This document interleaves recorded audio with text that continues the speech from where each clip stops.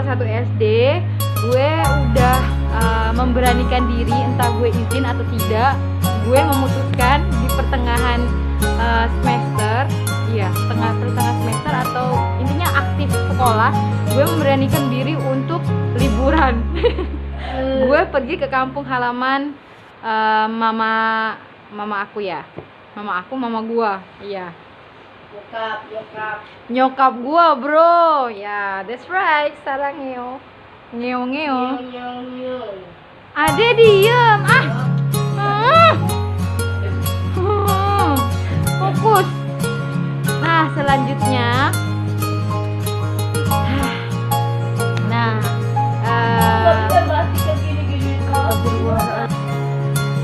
Lanjut. Nah, akhirnya gue sampai di kampung nyokap gue, dan di sana gue ngerasa gue disayang banget di sana. Padahal waktu itu usia gue masih 6 sampai 7 tahunan.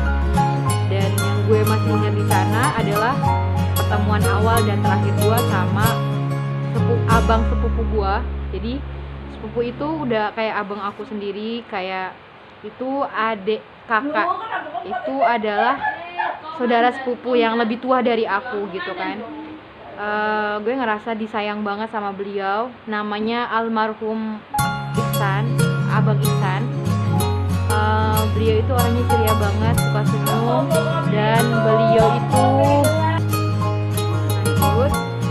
Nah, yang gue ingat itu adalah beliau itu gue masih kecil waktu itu, gue masih satu SD, tapi gue udah ingat beliau.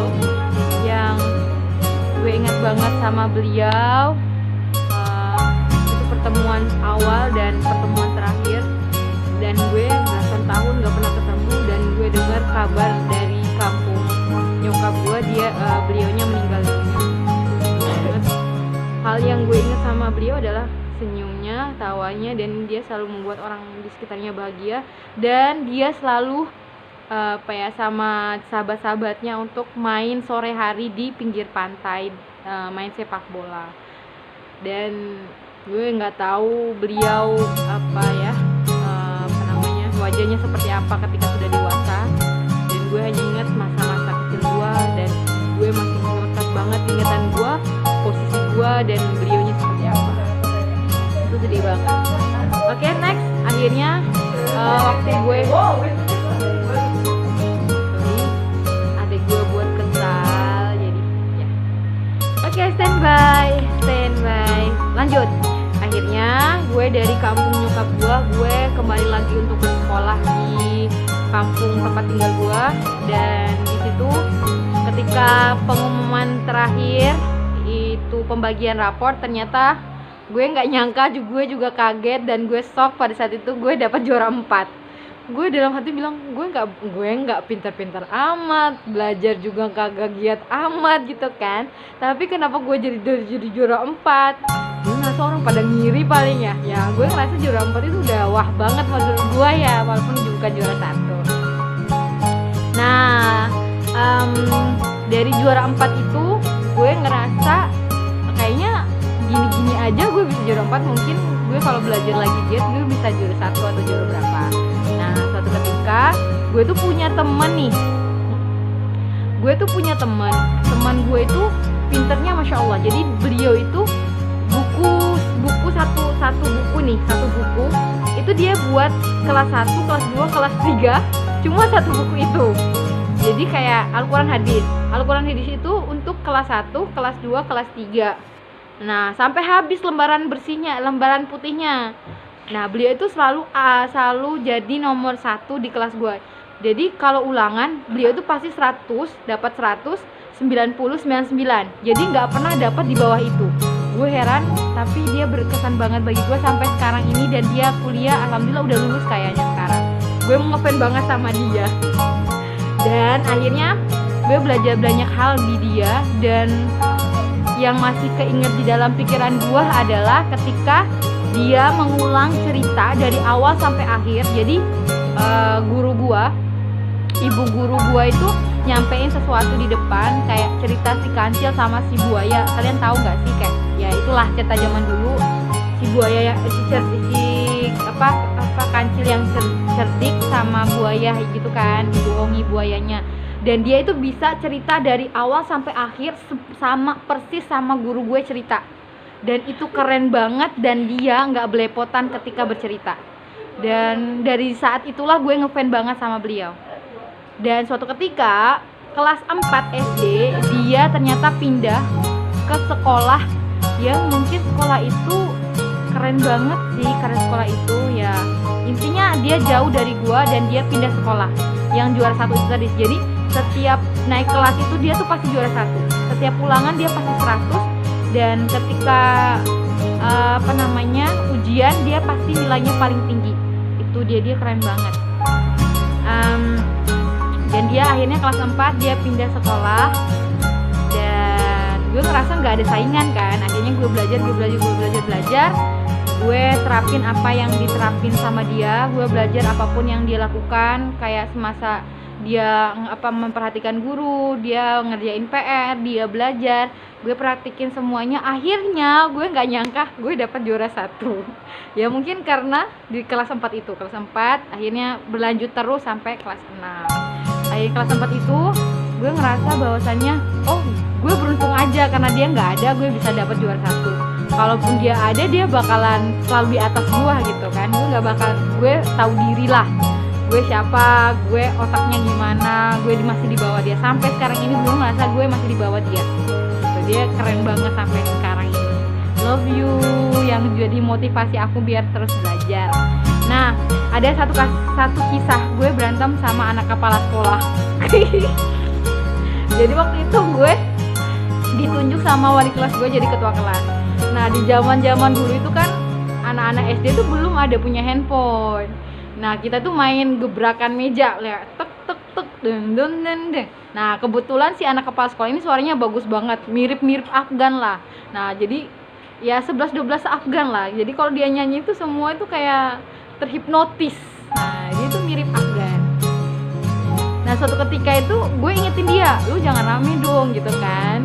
Terus dia tuh ngomong gini, apa lu gitu kan. Dia udah nggak ngedenger gua, tapi suaranya agak tinggi atau gimana.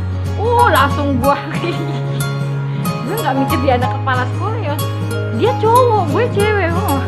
Gue gimana ya gitu kan. Dulu SD itu belum pakai jilbab guys, jadi zaman SD belum pakai jilbab, belum ada jilbab gitu pada saat itu, belum ada aturan jilbab.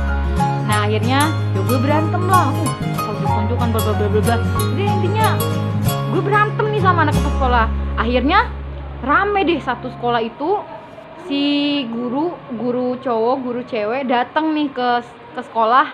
Itu tuh gue waktu kelas 5 apa kelas 6 gitu ceritanya. Dan tahu orang tuanya kepala sekolah itu datang langsung di tempat kejadian dan bilang gini, kamu ini perempuan kok berani toh, kok kayak laki-laki sih kamu. Nah aku tuh entah kenapa nggak ngerasa bersalah kan, dia yang ribut kan, dia juga yang cari masalah dulu, kenapa gue yang dimarahin. Gue kan ngejalanin apa tugas gue kan, gue nggak nangis di depan orang. Gue tegar banget bro. Nggak merasa bersalah, padahal itu udah ada guru-guru kan nyalain gue kan, jadi perempuan kayak gitu bla bla bla. Kepala sekolah juga gitu kan. Nah kebetulan si cowok ini tuh bapaknya kepala sekolah, ibunya kepala sekolah bro. Nah mampus gak gua? Mampus banget gua, apes. Jadi dua-duanya ayah ibunya ini kepala sekolah datang ke tempat gua. Jadi sorry ya. Dan untuk sekarang si cowoknya alhamdulillah sudah baikan sama gua. Dan ya sudah gak ada apa-apa, gak ada problem lagi. Tapi itu masih ingat ke gua. Dan ketika itu gue nangis setelah selesai masalahnya, udah bubar semua. Gue nangis kenapa? Karena gue kecakar bagian mana? Bagian leher atau apa? Gue kecakar dan itu berdarah. Tuh gue kecakar, bayangkan cowok nyakar tuh. Nah itu gue nangis di situ. Nah gue tuh masih belum banyak teman karena gue sukanya main, tapi juga gue suka belajar. Dulu itu prinsip gue adalah nakal tapi pintar, nakal tapi pintar. Itu yang diajarin guru gue malahan. Jadi kalau lu azan guys, sorry ya. Oke, lanjut. Tadi gue habis minum dan dengerin azan.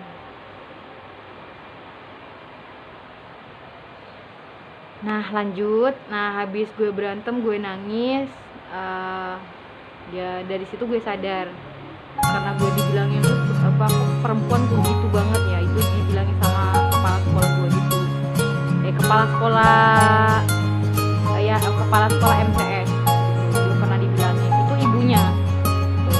Sorry ya gue bahas ini supaya jadi bisa gue dulu zaman dulu ya. Nah di zaman dulu di 2000, di bawah 2010 itu uang 5.000 tuh udah banyak banget, dan gue tuh selalu malakin kakak gue, bukan malakin gimana ya, soalnya ibu gue selalu kasih uang 1.000, jadi 1.000 ini 500. Jadi kakak gue punya kakak, gue anak kedua, gue punya adik lagi, gue punya adik cowok lagi, jadi kita 4 bersaudara, gue anak kedua. Nah suatu ketika sorry guys, jadi kalau uang saku zaman 2010 ke bawah itu 1.000 itu bagi berdua, jadi 500. Dan gue selalu beli molen, kue molen itu 3 itu dapat 500. Satunya buat istirahat pertama, duanya istirahat pertama, satunya buat istirahat kedua. Itu, dan gue selalu minta jatah gue di depan kelas kakak gue. Jadi kakak gue itu kelas 6 atau kelas 5, gue kelas berapa, dan gue selalu nunggu di depan kelasnya beliau. Dan suatu ketika, ini cerita gue. Nah, gue juga pernah ngerasain, jadi kalau lu pakai sepatu terus lu ngerasain panas di kaki, itu bukan karena suhunya panas di tempat gua ya, tapi kameranya di sini guys. Tapi itu karena sepatu gua bolong. Jadi sepatu gue itu kalau nggak bolong kebesaran. Kenapa? Itu karena bekas dari kakak gua. Jadi waktu itu pernah gue ngerasa gue pakai sepatu bolong dan itu jalan di aspal. Dan gue selalu jalan di pinggir-pinggir yang ada rumputnya biar kaki gue nggak terlalu panas. Itu miris banget sih. Dan gue selalu diajari sama nyokap gue kalau pakai sepatu yang besar gue harus kasih kertas. Gue harus kasih kertas di dalamnya biar muat di kaki gue. Nah, jadi gue selalu berteduh. Jadi jalannya itu diteduh banget. Di pinggir-pinggir jalan gue cari rumput biar jalannya gue nggak kena aspal. Jadi kaos kaki tuh gue di tumitnya itu bolong. Nah gue biasanya kasih kertas atau apa yang bisa nutupin itu biar gue jalan di aspal itu gue nggak kepanasan. Sering gue kepanasan itu sampai menjelang gue SMP. Dan SMP gue pernah ditampar sama salah satu guru, dan itu membekas banget di hati gue. Karena apa? Karena ada alasan yang sebenarnya dan gue ditampar. Padahal gue punya prestasi tapi gue tetap nggak dianggap di situ. Stay tune dan kisah selanjutnya bagaimana kisahnya, dan kalian harus tetap berjuang walaupun keadaan kalian seperti apa, dan itu akan menunjukkan kalian siapa di masa depan kalian. Terima kasih. Wassalamualaikum warahmatullahi wabarakatuh. Bye. Don't like to subscribe ya? I don't like. No. Don't forget to like, comment, and subscribe. And jangan lupa akan ada YouTube adek gua Sarisah Official. Jangan lupa ya guys, di follow, di subscribe juga. Bye.